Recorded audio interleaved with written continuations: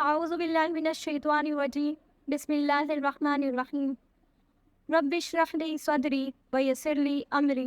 واحلل عقدۃ من لسانی یفقہوا قولی۔ آج ہم پڑھیں گے سورہ بقرہ کی آیت نمبر 118، جس کا ترجمہ ہے: اے میرے نبی صلی اللہ علیہ وآلہ وسلم، یہ بے علم لوگ مطالبہ کرتے ہیں کہ اللہ خود ہم سے بات کیوں نہیں کرتا، یہ ہمارے پاس کوئی نشانی کیوں نہیں آتی۔ اسی طرح ان لوگوں نے اس طرح کی باتیں کی تھی جو ان سے پہلے تھے، ان کے اور ان سے پہلے لوگوں کے دل ایک جیسے ہو گئے ہیں۔ یقین کرنے والوں کے لیے ہم نے نشانیاں بیان کر لی ہیں۔ حضرت مجاہد رحمۃ اللہ علیہ بیان کرتے ہیں کہ ایک دفعہ کچھ نصرانی نبی پاک صلی اللہ علیہ وسلم کے پاس آئے اور انہوں نے یہ مطالبہ کیا کہ اللہ خود آ کر ہم سے یہ کیوں نہیں کہہ دیتا کہ آپ ہی آخری نبی ہیں، آپ کو اللہ کی طرف سے بھیجا گیا ہے۔ اگر اللہ ہم سے یہ کہہ دے آ کر خود، تو پھر ہم یقین کر لیں گے اس بات کا۔ ابن جریر رحمۃ اللہ علیہ بیان کرتے ہیں کہ رافع بن حریمہ نے نبی پاک صلی اللہ علیہ وسلم سے یہ مطالبہ کیا کہ اللہ خود آ کر ہمیں یہ بتائے کہ یہ میرا بھیجا ہوا رسول ہے اور یہ کلام بھی میری طرف سے ہے، تو پھر ہم اس بات کا یقین کریں گے۔ بعض مفسرین کا خیال ہے کہ یہودیوں کے کہنے پر ہی کفار مکہ نے نبی پاک صلی اللہ علیہ وسلم سے یہ کہا کہ مکہ میں پانی کے چشمے جاری ہو جائیں اور اس میں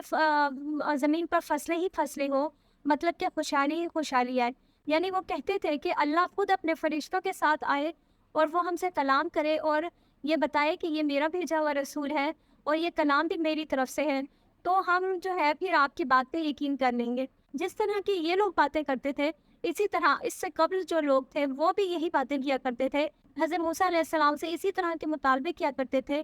کہ اللہ ہم سے خود کلام کیوں نہیں کرتا، اور انہوں نے اللہ تعالیٰ کو دیکھنے کا مطالبہ بھی کیا تھا۔ اسی لیے اللہ تعالیٰ نے یہ فرما دیا کہ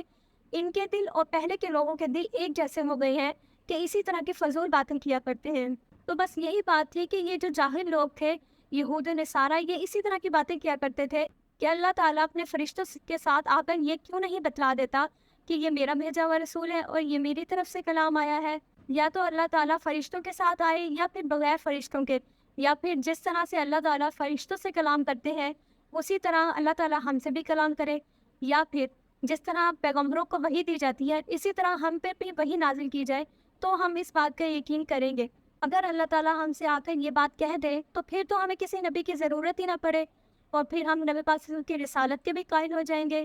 اور اگر اللہ تعالیٰ ہم سے کلام نہ کرے تو پھر کچھ دلائل ایسے دے دے، کچھ ہمیں ایسے ثبوت پیش کر دے کہ جس سے ہم آپ کی رسالت کے قائل ہو جائیں، تو اللہ تعالیٰ نے ان کی ان باتوں کو جاہلانہ باتیں قرار دے دیا کہ یہ جاہل لوگ ہیں اور اسی طرح کی فضول باتیں کرتے ہیں جس طرح کے پہلے کے لوگ کیا کرتے تھے۔ اور اگر ان کو ثبوت ہی چاہیے تو ہم نے تو بہت سے ثبوت پیش کر دیے ہیں۔ ان ثبوت پر صرف وہی لوگ ہی ایمان لاتے ہیں جو کہ اصل میں ایمان لانے والے ہیں۔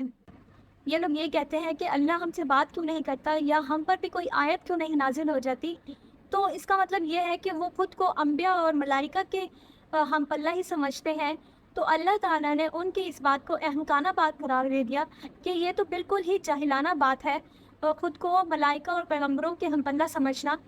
پھر اللہ تعالیٰ نے اگلے حصے میں یہ بتا دیا کہ تم لوگ رسالت محمدیہ کے ثبوت کی بات کرتے ہو، ہم نے تو بہت سے ثبوت بیان کر دی ہیں، مگر وہ سب دلائل اور ثبوت ان لوگوں کے لیے ہی فائدہ مند ہے جو کہ دلی سکون اور اطمینان حاصل کرنا چاہتے ہیں۔ اور جو منافق ہیں، جو کفار ہیں،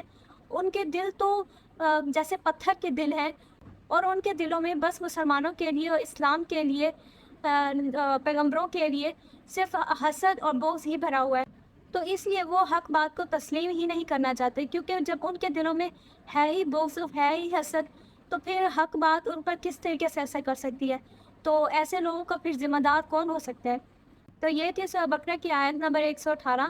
جس میں اللہ تعالیٰ نے یہ بتا دیا کہ یہ جس طرح کی تم لوگ جاہلانہ باتیں کرتے ہو، تم سے پہلے بھی لوگ اسی طرح کی ہی باتیں کیا کرتے تھے، اور جس کو ذہنی سکون اور دلی سکون چاہیے ہوتا ہے